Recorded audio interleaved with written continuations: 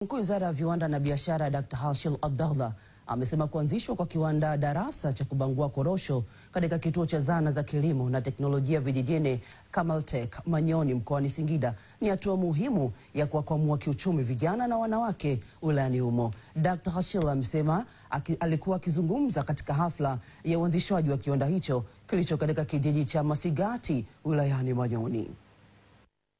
Yale yanayopatikana kwenye korosho yote yatapatikana, kuanzia korosho, maganda yake na vyote vinavyopatikana. Manake tumeongezea thamani korosho, tumemnyanyua mkulima kwenye kupata thamani ya zao lake, na hivyo ni maendeleo ya jumla katika wilaya yetu ya Manyoni, ni maendeleo ya jumla kwenye mkoa wetu wa Singida, lakini ni maendeleo ya jumla kwenye nchi yetu ya Tanzania.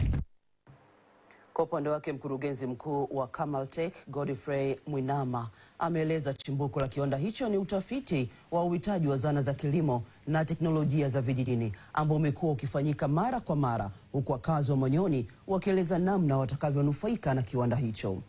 Mbuka ya uzalishaji wa korosho, maana kuna mikoa 13 mipya. Kwa hiyo tukasema tukianza hapa basi tutakuwa tunalea uzalishaji wa korosho, kwa sababu watu watakuwa wanajua namna kuzichambua korosho hizi. Tumetusaidia vijana kupata ajira. Kwa mfano hapa kijijini tulikuwa tunashinda hatuna kazi.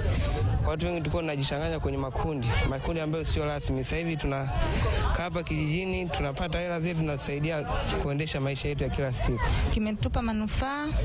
Nilikuwa hali ya chini, kwa sasa naona hali inaenda vizuri.